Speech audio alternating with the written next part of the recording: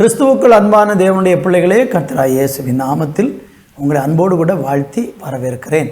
இந்த அருமையான நாளை கர்த்தர் நமக்கு தயவு கூர்ந்து தந்திருக்கிறபடினாலே ஆண்டவருடைய அன்பை நாம் உணர்ந்து அவர் நமக்கு காண்பிக்கிற வழியிலே நாம் நடக்கும் வண்ணமாக ஒரு பாடலை பாடி அவரை உற்சாகமாய் துதிக்கலாமா? எல்லாரும் சேர்ந்து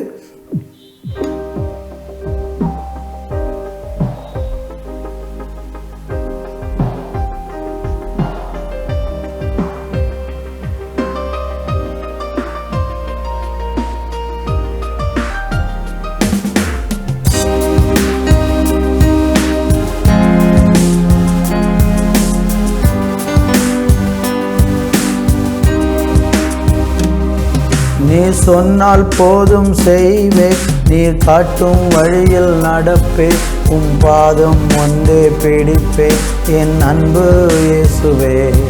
நீ சொன்னால் போதும் செய்வேன், நீர் காட்டும் வழியில் நடப்பேன், உம் பாதம் ஒன்றே பிடிப்பேன் என் அன்பு இயேசுவே. ஆராதனை இயேசுவுக்கே, ஆராதனை இயேசுவுக்கே, ஆராதனை இயேசுவுக்கே, ஆராதனை இயேசுவுக்கே. நீ சொன்னால் போதும் செய்வேன், நீர் காட்டும் வழியில் நடப்பேன், உம் பாதம் ஒன்றே பிடிப்பேன் என் அன்பு இயேசுவே. நீ சொன்னால் போதும் செய்வேன், நீர் காட்டும் வழியில் நடப்பேன், உம் பாதம் ஒன்றே பிடிப்பேன் என் அன்பு இயேசுவே. கடல் மீது நடந்திட்ட உம் அற்புத பாதங்கள் எனக்கு முன்னே செல்வதால் எனக்கில்ல கவலை.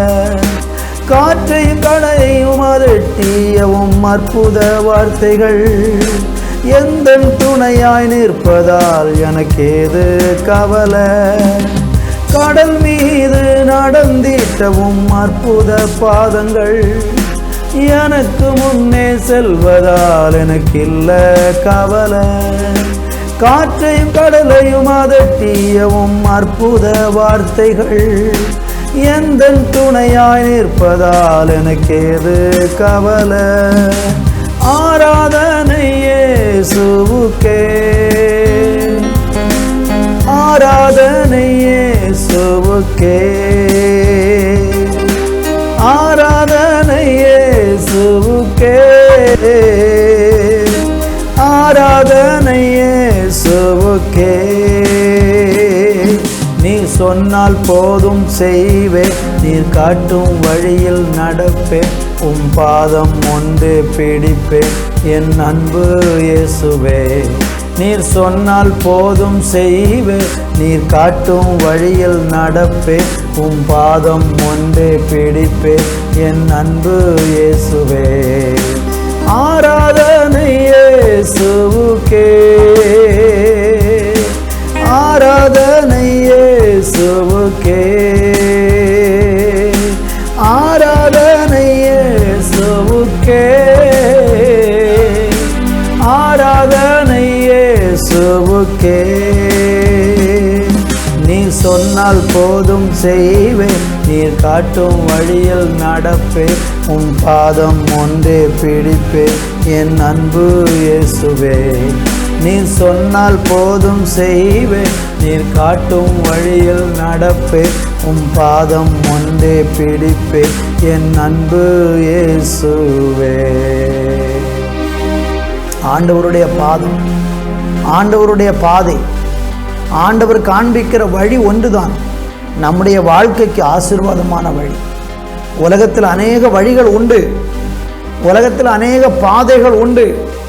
ஆனால் ஆண்டவருக்குள்ள இருக்கிற வழி, ஆண்டவர் நம்மளை நடத்துகிற வழிதான் நித்திய வழி, நிரந்தரமான வழி, ஆசீர்வாதமான வழி.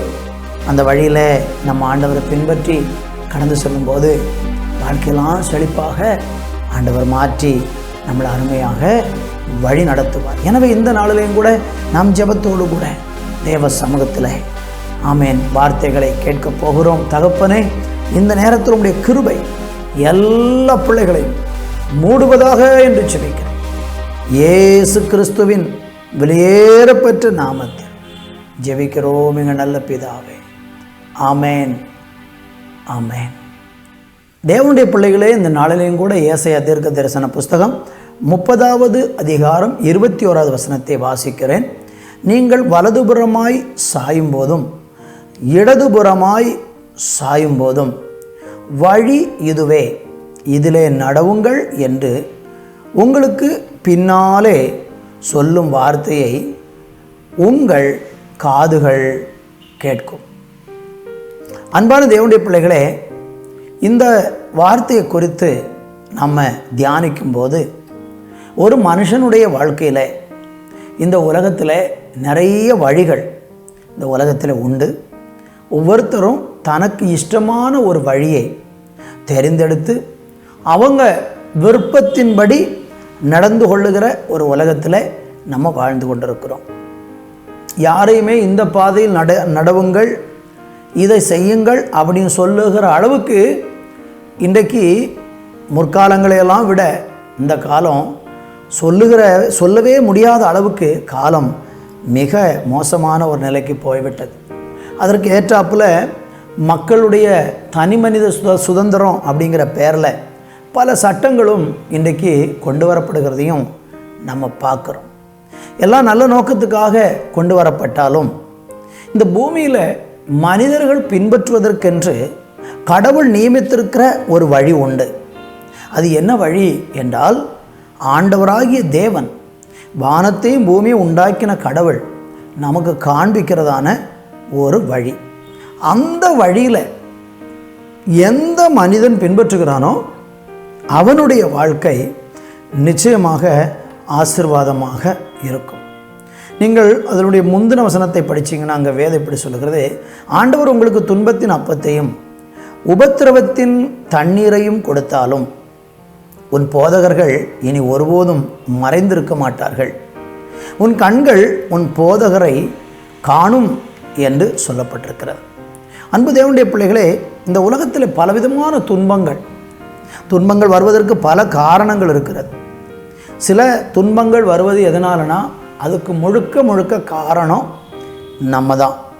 நம்முடைய பாவத்தினாலே பலவிதமான துன்பங்களை நாம் அதனுடைய பலனாக, பரிசாக அல்லது அதனுடைய பின் விளைவாக துன்பங்களை அனுபவிக்கிற சூழல்கள் உண்டாகும். இன்னும் சில மனிதர்களுக்கு துன்பம் உண்டாகிற காரியம் என்னென்னா, பிசாசினால் உண்டாகிற துன்பம். அவங்க தேவனை உண்மையாக சேவிக்காமல் கடவுளை வணங்கி வழிபட்டு அவருடைய பாதுகாப்புக்குள் செட்டைகளுக்குள் மறைக்கப்படாமல் அவர்கள் பாதுகாப்பற்ற விதத்தில் அவர்கள் வாழும்போது அவர்களை பிசாசானவன் துன்பப்படுத்துகிறான். மூன்றாவது, துன்பம் உண்டாகுவதற்கு இன்னொரு வழி, இன்னொரு காரணம் என்னவென்றால், ஒருவன் இயேசு கிறிஸ்துவை ஏற்றுக்கொண்டு தேவனுக்காக நீதியும் நேர்மையோடும் உண்மையோடும் வாழ தீர்மானிக்கும் போது அவனுக்கும் துன்பம் உண்டாகும் என்று வேதம் நமக்கு சொல்லுகிறது. அதான் ஆண்டவர் இங்கே சொல்கிறாரு, ஆண்டவர் உங்களுக்கு துன்பத்தின் அப்பத்தையும் உபத்திரவத்தின் தண்ணீரையும் கொடுத்தாலும், அப்படின்னா தேவன் அதை அனுமதித்தால் உன் போதகர் இனி ஒருபோதும் மறைந்திருக்க மாட்டார்கள், உன் கண்கள் உன் போதகர்களை காணும். அப்படின்னா ஆண்டவர் அந்த துன்பத்தின் பாதையில் நம்ம போகும்போது, அந்த நெருக்கத்தின் வழியில் நீங்கள் கடந்து போகும்போது உங்கள் பின்னால் இருந்து ஒரு சத்தம் கேட்கும், மகளே மகனே, நீ துன்பத்தின் பாதையில் போய்கொண்டு இருக்கிறாய், இந்த துன்பத்தின் பாதையில் நீ துவண்டு போய் அழிந்து போகாதபடிக்கு நான் உனக்கு காட்டுகிற இந்த வழியிலே நீ நட என்று சொல்லக்கூடிய அந்த தேவ குரல் ஒவ்வொரு மனிதனுக்கும், தேவனுக்காக வாழக்கூடிய ஒவ்வொரு மனிதனுக்கும் பின்னால் இருந்து துவனித்து கொண்டே இருக்கும். இன்றைக்கி பல குற்றங்களை செய்கிறவர்களும், பலவிதமான கண்ணிகளில் அகப்படுகிறவர்களும், பலவிதமான வாழ்க்கையில் பலவிதமான தீமைகளை அனுபவிக்கிற மனிதர்களெல்லாம் நீங்கள் பார்த்தீங்கன்னா அவங்ககிட்ட கேட்டு அவங்க சொல்லுவாங்க, எங்களுக்கு யாருமே நல்வழி சொல்வதற்கு யாரும் இல்லை, அப்படி சொன்னாலும் நாங்கள் அதற்கு செவி கொடுக்காமல் போனதே எங்கள் வாழ்க்கையின் பிரச்சனைக்கு காரணம் என்று ஒத்துக்கொள்வார்கள். அருமையானவர்களே, இந்த உலகத்தில் நாம் வாழும்போது நமக்கு ஒரு நல்ல போதகராக ஒவ்வொரு நாளும் நாம் முன்னேறி போவதற்கு வலதுபுறமும் இடதுபுறமும் சாய்ந்து நாம் அழிந்து விடாதபடிக்கு நேரான வழியில், சரியான வழியில் முன்னேறுவதற்கு நமக்கு பின்னாலிருந்து ஒவ்வொரு நாளும் நடக்கும்படியான வழியை சொல்லுகிற ஒரே ஒரு தெய்வம் ஆண்டவராகிய இயேசு கிறிஸ்து ஒருவரே. அவருடைய குரலுக்கு செவி கொடுக்க இன்றைக்கு நீங்கள் முன் வருவீங்கன்னா உங்கள் வாழ்க்கையில் என்ன துன்பம் வந்தாலும் அந்த துன்பத்திலிருந்து நீங்கள் மீண்டு வெளியே வந்து மகிழ்ச்சியோடும் ஆசீர்வாதத்தோடும் வாழ கர்த்தர் உங்களுக்கு வழி செய்வாராக. ஜெபிக்கலாமா? நல்ல பிதாவே, இந்த நாளுக்காக நன்றி. துன்பத்தின் அப்பத்தையும் ஆண்டவரை உபத்திரவத்தின் தண்ணீரையும் நீர் எங்களுக்கு குடிக்க கொடுத்தாலும் அதன் நடுவிலையும் கர்த்தாவே உன்னுடைய போதகர்கள் மறைந்திருக்க மாட்டார்கள் என்று சொன்ன உம்முடைய வார்த்தையின்படி எங்கள் தேவன் எங்களை ஒவ்வொருவரையும் வழி நடத்தும். யாராகிலும் அப்படி ஒரு வழி தெரியாமல் நின்று கொண்டிருந்தால் அவர்களுக்கு நீரே வழிகாட்டியாயிரும். இயேசுவின் நாமத்தில் பிதாவே, ஆமேன், ஆமேன்.